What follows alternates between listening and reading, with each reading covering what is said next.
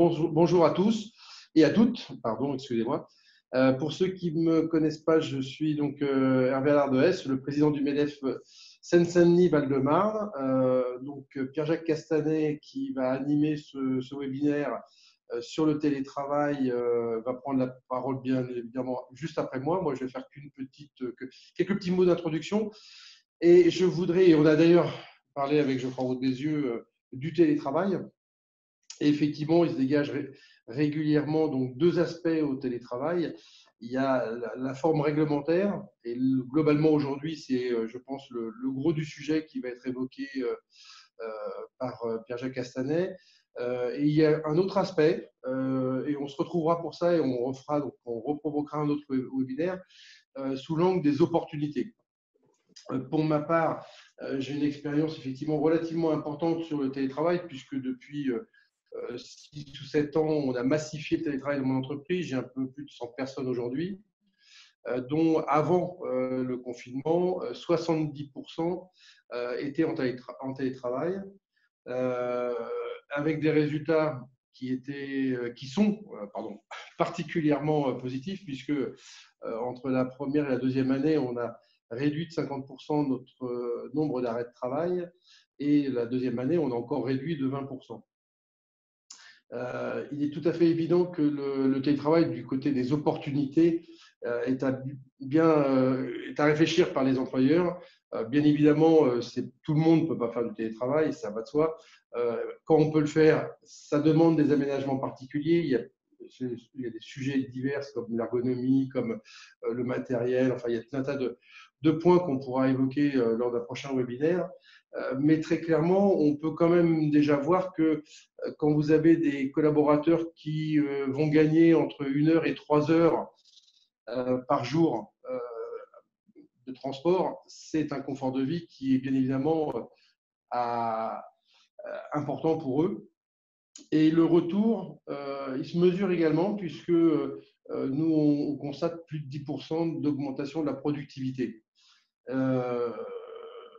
Pour vous donner quelques exemples, notre gestionnaire RH, elle est à la Martinique.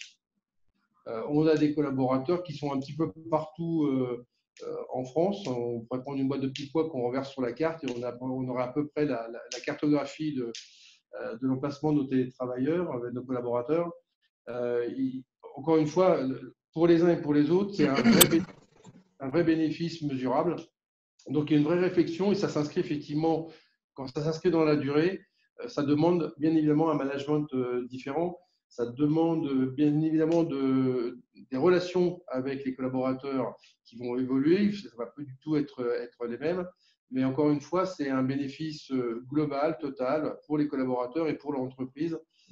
Bien évidemment, ça doit s'appréhender avec toute l'expérience acquise. Nous, on l'a acquis, donc du coup, on pourra en faire bénéficier, bien évidemment, chacun si ça intéresse certaines entreprises, effectivement, de le rendre durable. Pour rien vous cacher, on est passé donc de 70% avant le confinement à 95% pratiquement aujourd'hui. Et j'ai indiqué à mes collaborateurs qu'on inscrirait effectivement cette logique dans la durée. Et jusqu'à présent, je leur avais donné comme objectif que cette logique s'inscrirait jusqu'au 31 décembre 2021, pour être clair. Mais je pense que je vais sauter la barrière du 31 décembre 2021 pour encore une fois en faire quelque chose de durable et pérenne, pour que l'ensemble des collaborateurs qui n'avaient peut-être pas nécessairement l'habitude du coup puissent s'y inscrire sur le volontariat, mais sans exclure bien évidemment la possibilité de pouvoir revenir sur les espaces collaboratifs, parce que je pense que c'est important.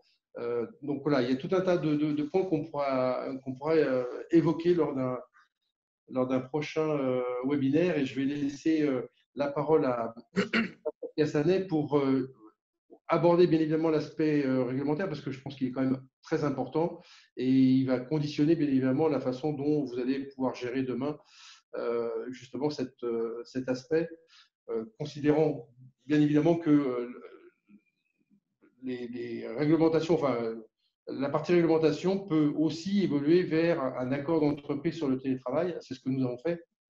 Et ça règle aussi beaucoup de problèmes et de craintes. restera bien évidemment le management à faire évoluer pour atteindre bien évidemment une performance optimale dans ce type de contexte. Pierre-Jacques. Merci. Merci Hervé. Bonjour à tous, bonjour à toutes. Ravi de vous retrouver dans ce webinaire. Et pour en revenir au télétravail, effectivement, en dehors peut-être de l'expérience et de l'exception que peut constituer notre président dans son activité où il parle de massification du télétravail, reconnaissons entre nous que le télétravail, je dirais, il y a encore 2 mois, était une forme de mode, de situation un petit peu de luxe pour un certain nombre de collaborateurs et principalement les cadres, avec, rappelons-nous, au moins un tiers des employeurs qui n'étaient pas favorables au télétravail, avec un certain nombre de réticences liées aux problèmes de confidentialité, liées aux problèmes de surveillance, notamment des collaborateurs. Bref, on pensait bien que c'était quelque chose qui allait être dans l'air du temps, mais on ne pensait pas, objectivement, que du jour au lendemain, il y aurait pour le coup une véritable massification du télétravail. Et j'ai quelques chiffres que j'ai relevés dans la presse d'hier qui montrent qu'à fin avril, on était à plus de 7 millions de collaborateurs, de 7 millions de salariés qui sont en télétravail. C'est plus de 30% de l'ensemble des salariés. Alors qu'on pensait que c'était totalement irréalisable pour un certain nombre de professions, des professions qui s'y sont mises. Et je voudrais simplement vous citer 2 exemples. Les médecins, avec la consultation à distance, qui ne s'est peut-être pas peut-être généralisée, mais qui devient une vraie réalité. Et puis, nos parlementaires, qui ont multiplié, alors que ce n'est pas du tout dans leur habitude, les travaux en visioconférence et toutes les commissions parlementaires. Donc, le télétravail, d'un phénomène un petit peu de mode, du jour au lendemain, véritablement, du jour au lendemain est devenu un phénomène de société, devenu une réalité. Et cette réalité nous amène bien évidemment à nous interroger pour savoir ce que l'on fait. Est-ce qu'on continue? Est-ce qu'on arrête? Est-ce qu'on y réfléchit un petit peu sérieusement? Et donc, c'est un petit peu tous ces éléments que je souhaitais voir avec vous dans le cadre de ces webinaires pour poser un petit peu le cadre, parce qu'il n'en reste pas moins qu'on ne peut pas faire tout et n'importe quoi, bien évidemment, quand on parle télétravail, parce que, vous l'aurez compris, à côté du mot télé, qui fait penser à des choses peut-être un peu modernes, il y a à côté le mot travail, qui lui, vous l'imaginez bien, va imposer un certain nombre de règles, puisque fondamentalement, le télétravail n'est qu'une forme parmi d'autres, mais une forme qui a pris aujourd'hui une position exacerbée de travail avec toutes les règles qui peuvent bien évidemment en découler. Alors, si vous le voulez bien, on va commencer par un certain nombre de rappels. Et puis d'abord, un premier rappel qui est celui lié au déconfinement. Et ça, il est important de le rappeler. 11 mai, date presque maintenant historique, on déconfine. Mais dans le même temps que l'on déconfine, une annonce très forte des autorités gouvernementales venant dire, dans le cadre du protocole national de déconfinement, donc vous voyez qu'on parle de choses qui ont une certaine importance, attention, les mesures de protection collective, et en particulier organisationnelles, et en premier lieu le télétravail, doivent continuer à être privilégiées et doivent être en fait la règle dès lors que cela peut être mis en œuvre. En d'autres termes, dès le 11 mai, on est venu nous dire déconfinement certes, mais attention, rappel d'une obligation qui est une obligation forte, les entreprises doivent continuer, quand cela est possible, à mettre en œuvre et à poursuivre le télétravail. Une telle affirmation ne sort pas comme ça de n'importe où. Elle sort en fait des règles qui existent depuis maintenant longtemps. C'est un article que j'ai cité qui montre bien que la primauté est donnée, doit être donnée aux mesures de protection collective sur les mesures de protection individuelle. En d'autres termes, aujourd'hui, le travail n'est pas un luxe, mais est effectivement une obligation quand il est nécessaire et quand il peut être mis en œuvre. Une fois qu'on comprend ça et qu'on s'aperçoit que dans le protocole national de déconfinement, eh bien, le télétravail est mis en exergue, il faut savoir un petit peu de quoi on parle et quelles sont les règles qui s'imposent. Alors, quelques rappels tout d'abord utiles sur ce qu'est le télétravail. Télétravail, la frise l'indique et le support que vous avez, on vous l'enverra bien évidemment et vous y retrouverez toutes les informations et précisions qu'il contient. Et quelque chose qui n'est pas complètement récent, puisque déjà en 2008, il y avait eu un accord national interprofessionnel sur le stress au travail qui avait commencé déjà à évoquer le télétravail. Puis déjà avant, en 2005, il y avait eu un même accord qui portait directement sur le télétravail. Donc on voit bien que depuis une quinzaine d'années, c'est un sujet qui interpelle, et notamment en raison des nouvelles technologies, qui va interpeller d'abord les partenaires sociaux, les partenaires syndicaux, organisations patronales, organisations syndicales, et c'est tout le contenu de ces fameuses ANI, accords nationaux interprofessionnels. Et puis, le législateur s'y est mis, s'est bien rendu compte que c'était quelque chose qui devenait important. Et on a eu une succession de lois qui, et il faut le retenir parce que c'est toujours important d'avoir une vision, je dirais, un peu rétrospective des choses, de quelque chose de très réglementé, de très statique, de très rigide, petit à petit. Et en dernier lieu, avec les ordonnances de 2017, les fameuses ordonnances Macron, eh bien, donc avant la crise, on est venu apporter de la souplesse au télétravail, se rendant bien compte qu'il fallait en faire quelque chose de plus en plus commun. Alors, on ne s'attendait pas à ce que ce soit aussi commun que ce qu'on connaît depuis le 15 mars, mais qu'il devenait nécessaire de sortir le télétravail d'une forme de carcan trop lourd et de carcan qui finalement porte atteinte à la flexibilité des entreprises. Alors, le télétravail, fondamentalement, c'est quoi? Il faut peut-être là aussi un tout petit peu de vocabulaire et un petit peu de distinction. Il ne faut pas bien sûr confondre le télétravail avec le travail à domicile. Le travail à domicile, c'est une forme de travail tout à fait spécifique qui n'a rien à voir avec le télétravail. Le télétravail, c'est en fait faire à la maison, si vous me permettez l'expression, ce qu'on pourrait tout aussi bien faire dans son bureau, et on peut le faire grâce aux nouvelles technologies. Donc, on est véritablement dans quelque chose qui est une forme nouvelle de travail qui est liée, vous l'avez compris, bien évidemment, à ces nouvelles technologies qui aujourd'hui nous entourent de façon complète. Une fois qu'on a posé ces grandes bases, il est important de savoir qu'est-ce qu'on peut faire, parce que, je l'ai indiqué tout à l'heure, quand on dit télétravail, il y a le mot travail. Quand on dit travail, eh bien, on rentre dans le processus du droit du travail, avec, vous le savez, un contrat de travail, où, dans un contrat de travail, eh bien, il y a un subordonné, qui est le salarié, et puis un organisme, l'employeur, qui va donner des instructions, qui va contrôler ce travail, et donc qui va pouvoir donner un certain nombre d'instructions, de commandements à quelqu'un qui est chargé d'obéir. Et donc, la question qui se pose, c'est, au regard de cette définition classique du droit du travail, est-ce qu'on peut faire tout et n'importe quoi, en d'autres termes? Quelle est la marge de manœuvre de l'employeur? Et là, on va s'apercevoir tout de suite qu'il va y avoir une différence à faire entre le temps normal et le temps hors crise sanitaire. Alors, parlons tout d'abord, si vous le voulez bien, du télétravail hors crise sanitaire. Télétravail, on l'a compris, c'est une forme d'organisation qui est possible, mais qui ne peut pas être imposée. Et donc, en dehors d'une période de crise, est-ce que l'employeur peut exiger de mettre en télétravail l'ensemble de ses collaborateurs? Eh bien, la réponse est non. Non, pourquoi? Parce que le télétravail ne peut pas être imposé. Il découle d'un mode, il est fondé sur le volontariat, c'est-à-dire qu'il ne peut y avoir qu'un accord des volontés entre le salarié et l'employeur pour être d'accord pour faire du télétravail. Donc là, on est vraiment dans une situation qui est hors crise sanitaire, et c'est la raison pour laquelle on a eu, je l'indiquais tout à l'heure, ces différents accords nationaux qui sont intervenus depuis déjà maintenant un certain nombre d'années, qui ont bien compris le fait qu'on était sur un mode de volontariat et qui sont venus organiser ce volontariat, poser un certain nombre de conditions, poser les conditions de l'accord, etc., etc.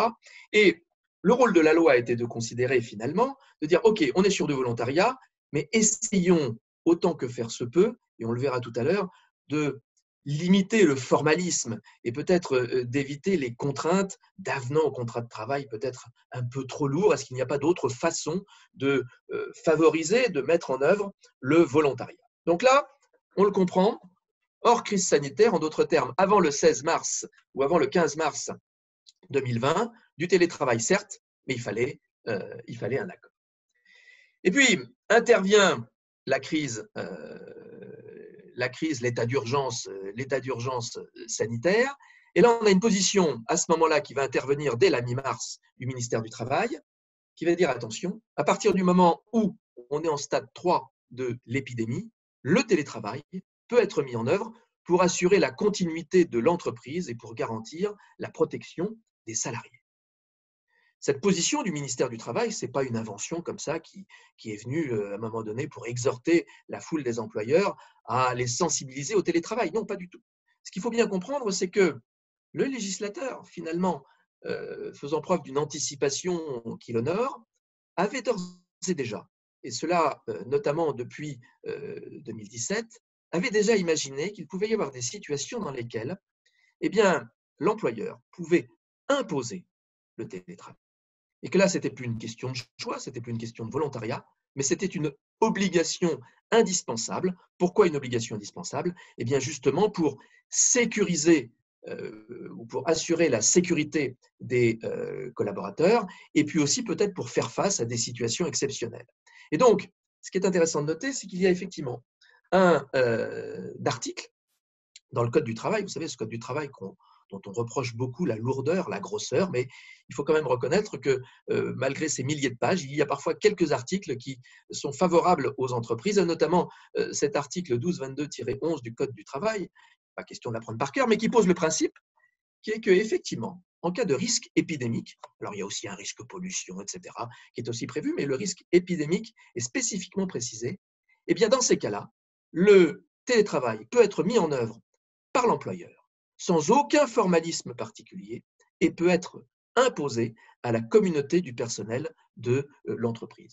Donc on voit bien qu'on est dans une situation qui est totalement différente du télétravail, qui est un télétravail fondé sur l'accord, sur le consensus, soit pour des entreprises qui font preuve de nouveauté. C'est ce qu'indiquait tout à l'heure le président, qui déjà n'a pas attendu qu'il y ait une crise sanitaire pour le mettre en œuvre, parce qu'il y avait des considérations techniques d'organisation qui faisaient qu'il avait intérêt à mettre en place le télétravail, et que ce télétravail, il l'a fait dans un cadre consensuel.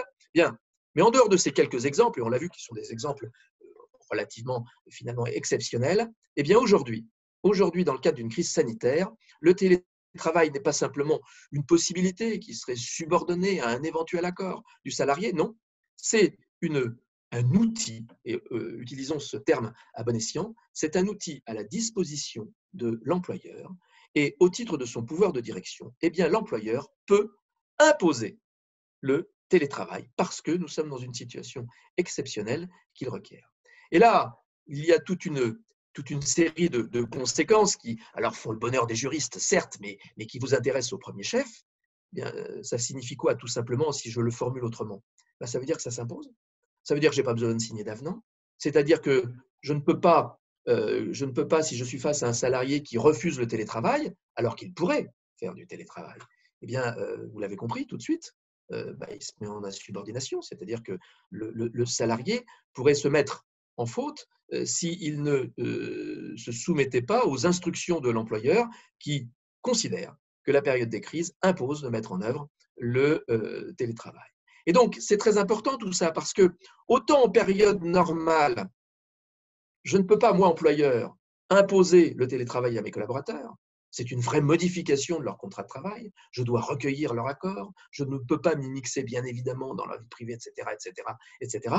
Autant quand je suis en situation exceptionnelle, eh bien, on balaye d'un revers de main, d'un revers de manche, toutes ces considérations et on est dans quelque chose qui peut s'imposer aux salariés. Donc, il était important de préciser ces éléments pour montrer que cette situation, alors heureusement, peut-être malheureusement pour certains, le fait, ce pouvoir de direction, qui est un pouvoir fort, vous l'avez compris, n'est pas éternel, ne durera pas tout le temps, il dure le temps d'une crise. Mais on s'aperçoit que cette crise durant, cette crise se prolongeant, eh bien, c'est là où le télétravail commence à prendre une réelle importance parce que ces employeurs qui étaient parfois hostiles au télétravail et n'imaginaient pas qu'on puisse se retrouver dans une telle situation, finalement commencent à se dire mais est-ce que ce n'est pas une solution qui pourrait être utile dans certains cas? Alors, on l'a vu, je suis placé du côté employeur. Plaçons-nous, si vous le voulez bien maintenant, dans le cadre du côté du salarié. Alors, je n'ai pas fait de PowerPoint, de slide hors crise sanitaire, mais vous l'avez compris, hors crise sanitaire, on est sur la base d'un volontariat.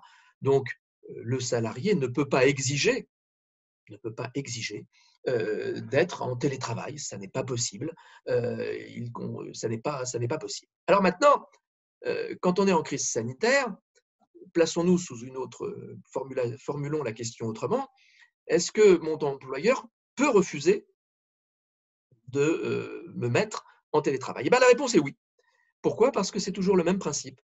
C'est l'employeur qui est responsable du bon fonctionnement de l'entreprise. Et si l'employeur considère que les conditions, alors que nous sommes en pleine crise sanitaire, que les conditions d'activité peuvent être normalement reprises et que ces conditions peuvent se faire conformément aux consignes sanitaires, eh bien moi, employeur, je peux refuser et je peux donc arrêter, si j'ai commencé à le faire de façon un peu, je dirais, à l'improviste depuis le 15 mars, je peux imposer à mes collaborateurs de revenir travailler et de ne plus faire, bien évidemment, de télétravail. Cela suppose, vous l'avez compris, que je sois en mesure par ailleurs de justifier, bien évidemment, que je respecte complètement les gestes barrières, que je respecte complètement les mesures de prévention, etc. etc. Et il est vrai que quand on commence à décliner ces différentes mesures, l'inquiétude, le souci majeur de l'employeur, c'est de se dire, mais est-ce que j'ai tout prévu? Est-ce que véritablement je suis à 100% dans une situation où je peux garantir la sécurité de mes collaborateurs? Alors, celui qui répond oui, bah, effectivement, il peut refuser le télétravail. Et c'est dans cette situation, on comprend mieux ce que je mettais en exergue de mes explications tout à l'heure, à savoir le propos dans le protocole de déconfinement du 9 mai, où certes, l'employeur ne peut pas refuser la mise en télétravail, ou plus exactement, peut refuser de continuer à faire du télétravail, mais de façon peut-être assez sage finalement. Rappelez-vous ce qu'a indiqué le protocole de déconfinement. Écoutez, malgré tout, le télétravail doit être systématiquement privilégié. En d'autres termes, ça veut dire quoi? Ça veut dire qu'il appartient à l'employeur qui persisterait ou qui voudrait absolument remettre tout le monde en présentiel, eh bien, d'être en mesure de démontrer que cette présence est d'abord indispensable, bien évidemment, aux fonctions de l'entreprise, au fonctionnement de l'entreprise, ce qui n'est pas forcément évident dans nombre de cas, et puis surtout que les règles de sécurité soient respectées. Alors, dans tout ça, vous le savez, il y a toujours en droit du travail, les choses sont blanches ou noires, pouvoir de l'employeur, droit du salarié, mais de temps en temps, il y a parfois des troisièmes voies qu'il faut pouvoir trouver. Et on le comprend bien dans une situation, la situation telle qu'on la connaît aujourd'hui. Eh bien, est-ce que l'on peut mettre en place une alternance, télétravail, présence sur les lieux de travail? Eh bien, j'ai envie de dire oui, tout est possible. Tout est possible. On peut parfaitement prévoir tant de jours de travail en présentiel, tant de jours en télétravail. Le principe reste le même pendant la crise sanitaire. C'est-à-dire que, comme je l'indique ici, c'est à l'employeur qui va de déterminer la répartition et le volume entre télétravail et présence sur les lieux de travail. C'est lui qui a la main, c'est ce qu'il faut retenir. Et vous l'avez compris, dans la vraie vie, souvent, et fort heureusement, eh bien, cela passera par une forme de dialogue social ou de concertation avec les salariés. Le souci pour l'employeur majeur étant de se dire, est-ce que j'ai les moyens de ma politique? Je veux remettre tout le monde au travail en présence, très bien, mais d'abord, est-ce que c'est vraiment justifié? Et deux, est-ce que je suis vraiment en mesure d'assurer la sécurité de la totalité de mes collaborateurs? Et quand il y a quelques doutes qui peuvent émerger dans une telle question, eh bien, c'est là qu'on va peut-être rechercher des solutions tierces d'alternance entre télétravail et présence sur le lieu de travail. Ce rappel préalable me paraissait important parce qu'il permet de poser un petit peu les règles, de poser les principes entre ce que l'on peut faire, ce que l'on doit faire et puis ce que l'on ne peut pas faire. Et ça constitue une bonne transition pour évoquer avec vous les modalités pratiques. Comment ce télétravail se met en place? Une fois que j'ai dit que je l'imposais, comment ça fonctionne? Qu'est-ce que je fais? Est-ce que je dois écrire quelque chose? Est-ce que je dois me contenter d'envoyer un mail à un collaborateur? Bref, eh bien là, encore une fois, et il faut le souligner parce que en droit du travail, souvent, les entreprises ont le sentiment d'être contraintes à l'excès dans un formalisme qui souvent a un caractère abscon, absurde et inutile et inefficace. Reconnaissons qu'en matière de télétravail, de gros progrès ont été faits. Et comme l'indique le slide que vous avez sous les yeux, eh bien, pour mettre en place du télétravail sur le plan formel, tout est possible. Tout est possible. Et quand je dis tout, c'est tout. C'est-à-dire que vous avez bien évidemment ce que l'on pourrait appeler la voie royale. La voie royale, c'est quoi en télétravail? Pas en télétravail, mais en droit du travail. Ben, c'est l'accord collectif. C'est ce qui va constituer la règle du jeu au sein de l'entreprise. Pourquoi c'est la voie royale? Parce que c'est la voie concertée, parce que c'est celle qui a fait l'objet d'un dialogue social au sein de l'entreprise. Et vous savez que c'est quelque chose qui est aujourd'hui important. Et je l'ajoute, qui est devenu une vraie nouveauté pour les entreprises. Parce que Rappelez-vous, et je le répète souvent, mais c'est important, il y a encore quelques années, quand on parlait accord collectif, quand on parlait négociation collective, toutes les entreprises de moins de 50 salariés n'écoutaient plus, se désintéressaient de la question, parce que pour pouvoir négocier, il fallait fondamentalement avoir des délégués syndicaux. Et seules certaines entreprises avaient des délégués syndicaux et pas toutes. Maintenant, vous le savez, en ce qui concerne les accords collectifs, eh bien, ces accords collectifs, et c'est là que ça présente tout son intérêt, peuvent être passés avec votre CSE, pas forcément besoin d'avoir, je parle pour ceux qui ont moins de 50, pas forcément besoin d'avoir des délégués syndicaux, donc vous pouvez négocier avec vos élus qui deviennent des gens responsables. Et puis si vous n'avez pas de CSE, vous savez que pour les petites entreprises, on peut dorénavant trouver une règle du jeu collective, avec ses propres salariés dans le cadre d'accords mis en référendum aux 2/3 des personnels qui acceptent. Donc vous voyez que quand je dis accord collectif, n'y voyez pas une formule de juriste jargonnant et proposant l'impossible. C'est au contraire aujourd'hui quelque chose qui est accessible à l'ensemble des TPE-PME. Je peux vous assurer qu'au sein du MEDEF, nous sommes très attentifs au fait de la nécessité de vulgariser justement ces possibilités et ces nouvelles voies pour parvenir à un accord collectif.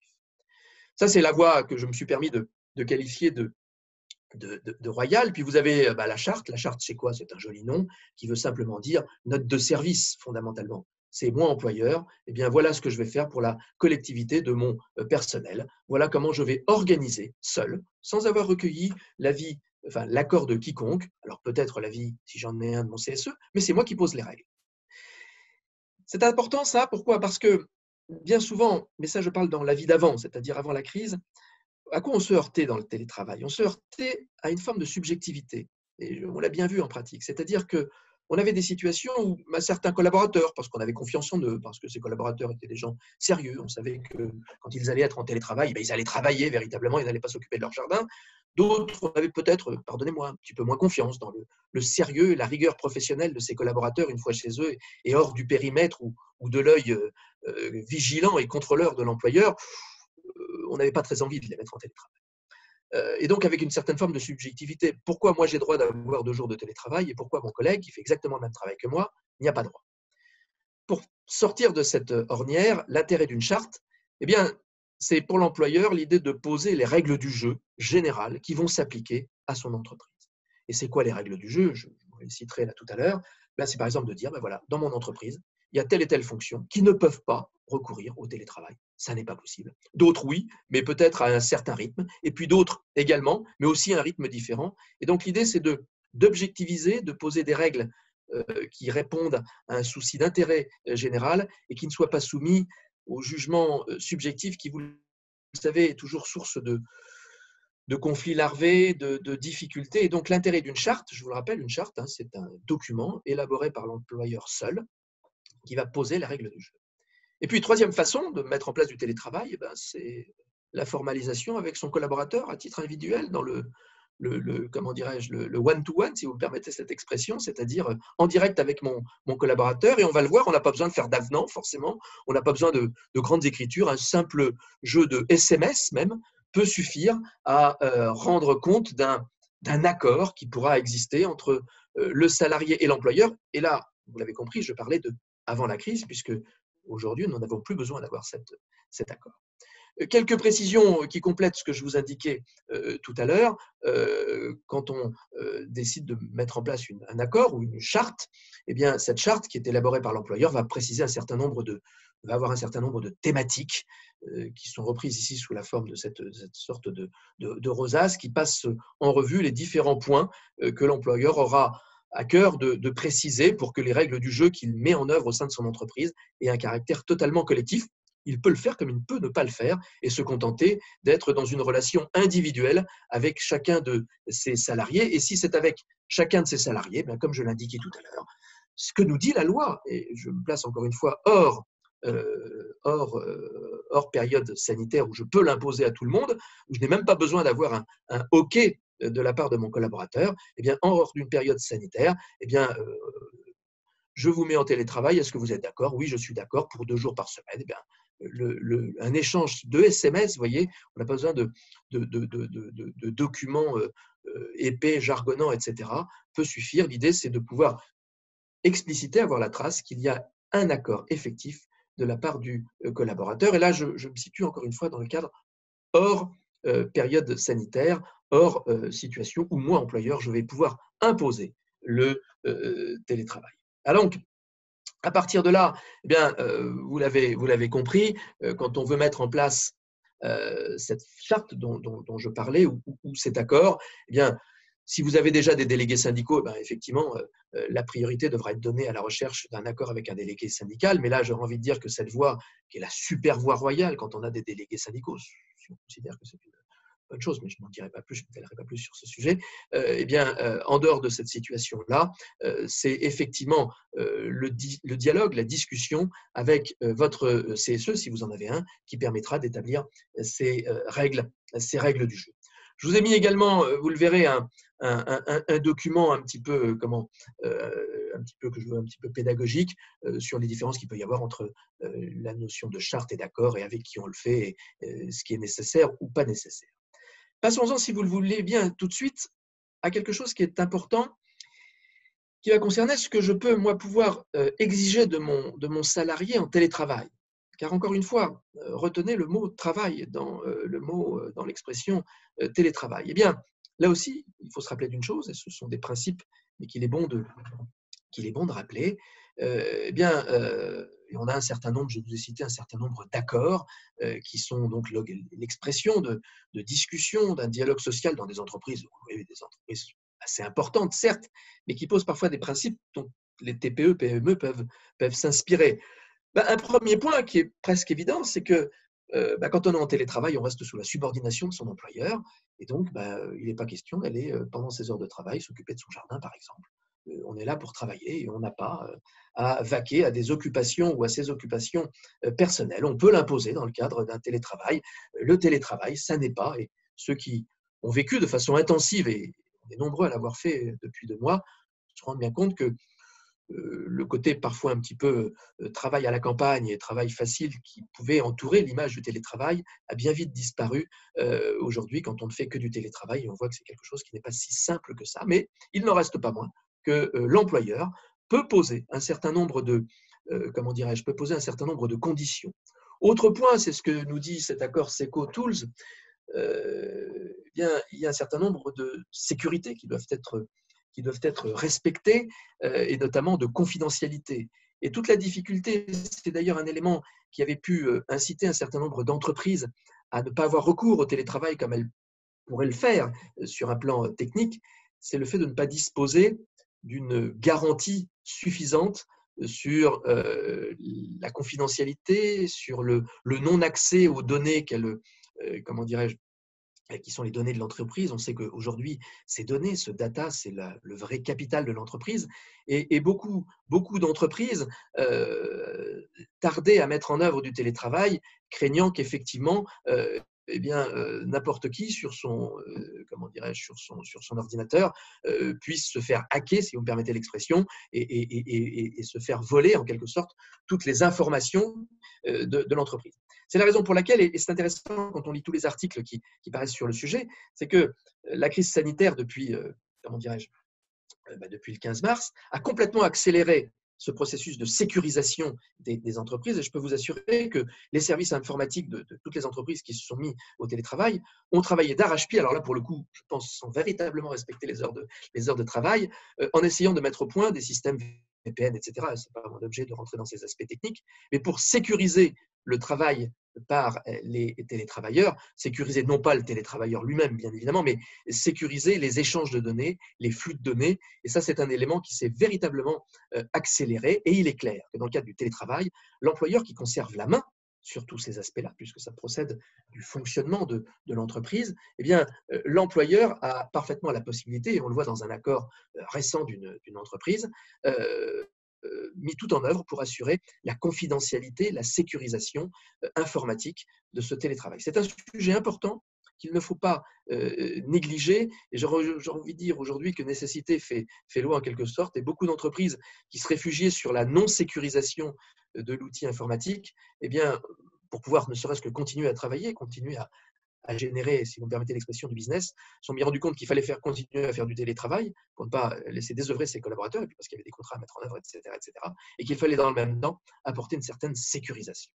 Donc, on comprend bien un vrai comment dirais-je, de vraies possibilités pour l'entreprise dans cette nouvelle forme de travail, de continuer à imposer ce qui sont les fondamentaux d'une entreprise. Je pense notamment à la confidentialité, à la préservation des données de l'entreprise. Parmi les derniers points que je voudrais évoquer avec vous, un qui est un vrai sujet, qui est un sujet qui n'est pas complètement facile, qui est celui de l'indemnisation du télétravail.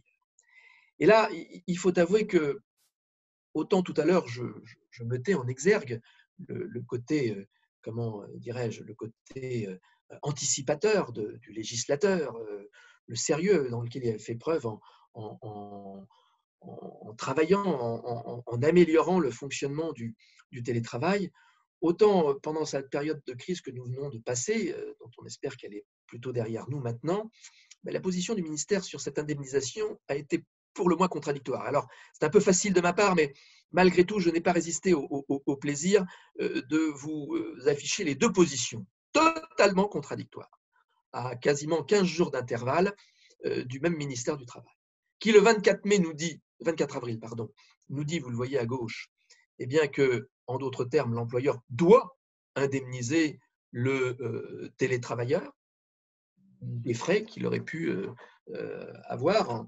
en faisant du télétravail. En quelque sorte, le ministère pose un principe et puis rétropédalage absolu et légitime.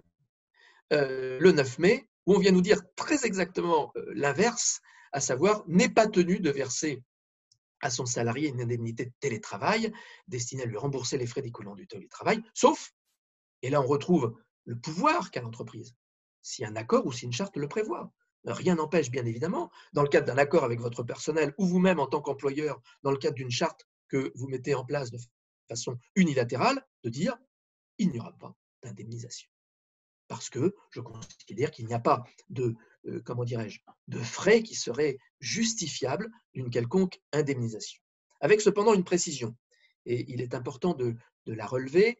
La première, et elle n'est pas complètement anecdotique, on le sait, c'est que quand je télétravaille, je travaille, et si je travaille toute une journée, j'ai quand même droit à mes tickets restaurants, il fallait le préciser, ça peut avoir une certaine importance. Et puis aussi, bien évidemment, c'est le matériel. Parce qu'on comprend bien que si le salarié qui devient télétravailleur doit utiliser son propre ordinateur, eh bien, ça sera bien évidemment une faille ou peut-être le moyen pour ce dernier d'indiquer que son ordinateur s'use un peu vite, que bref, il doit faire des impressions, etc., etc. Et donc, objectivement, il est clair que si on veut se dispenser de mettre en œuvre une quelconque indemnisation, il paraît, et c'est en plus une question de sécurité bien souvent, notamment en ce qui concerne les antivirus, etc., indispensable pour l'entreprise de fournir le matériel, les fameuses nouvelles technologies à son personnel. Et là, je sais aussi, vous l'avez peut-être lu dans les articles qui ont pu paraître sur le sujet, les efforts qui ont été faits à ce niveau-là pour effectivement permettre au plus grand nombre des collaborateurs qui sont en télétravail de pouvoir avoir leur matériel, non pas leur propre matériel, pour éviter notamment toute demande d'indemnisation, mais un matériel qui est fourni par l'entreprise. Sachez quand même que là aussi, l'URSSAF a pris une position très claire, puisque on verse une indemnisation, mais est-ce que ce n'est pas du salaire déguisé? Est-ce qu'il y a véritablement des frais? De quels frais parle-t-on? Est-ce qu'on peut parler de frais d'occupation? Moi, je suis en télétravail, moi, employeur, je ne vous demande pas de réserver une pièce spécifique pour télétravailler, je vous demande simplement de télétravailler ou de travailler.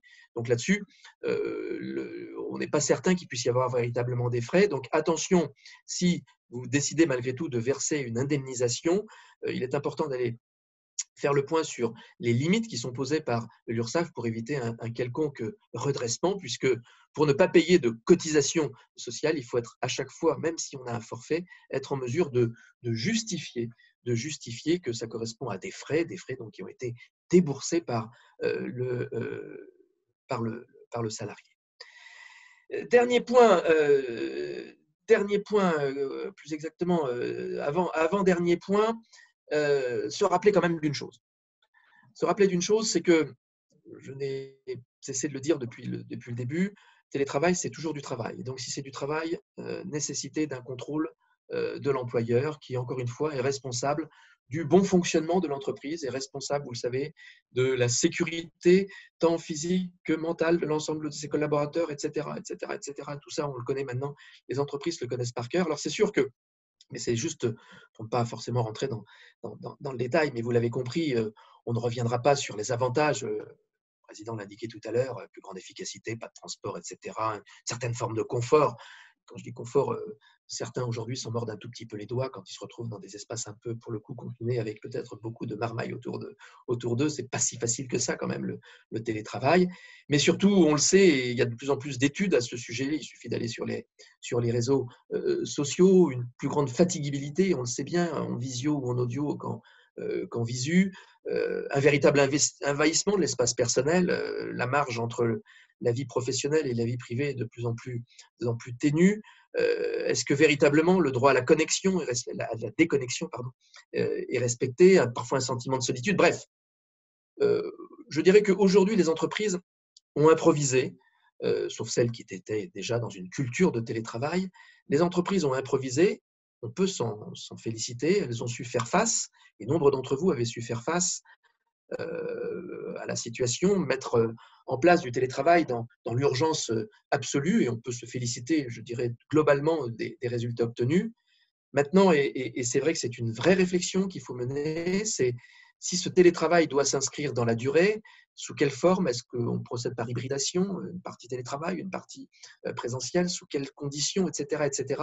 Donc tout ça, c'est un peu ce qui était dit tout à l'heure en propos introductif, nécessite une vraie réflexion parce que fondamentalement, ça contraint à repenser, j'en ai l'intime conviction, à repenser complètement l'organisation du travail. Et donc, de quelque chose qui était un accessoire, allez, permettez-moi de le qualifier presque de luxe, réservé à une certaine catégorie de cadres ayant des fonctions strictement intellectuelles, on comprend bien que tout ça a un peu volé en éclats, que le télétravail s'est en quelque sorte démocratisé et cette massification dont on parlait tout à l'heure nécessite de le repenser utilement.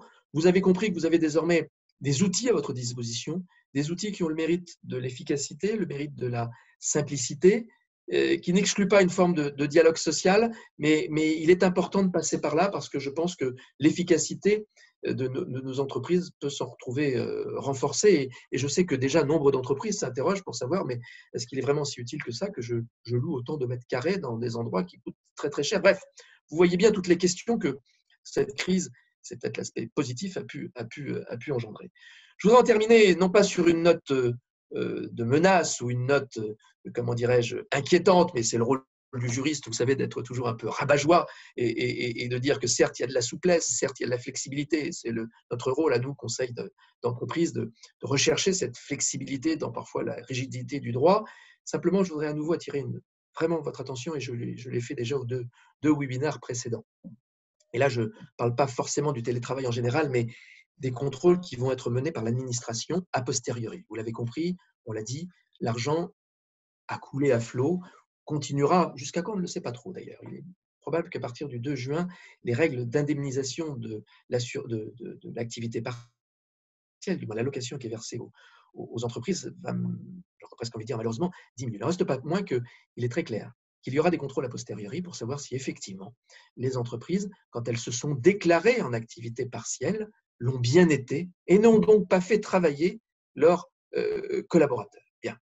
Et là, c'est pour ça que je me permets d'insister, on a une instruction du 5 mai. Alors une instruction, on peut s'en moquer. C'est souvent des instructions, enfin s'en moquer. Tout le respect qu'on doit bien sûr aux institutions démocratiques et gouvernementales. Il ne reste pas moins que vous aurez noté que c'est une instruction qui est signée de la ministre elle-même du 5 mai et qui est venue rappeler qu'il y aura des contrôles.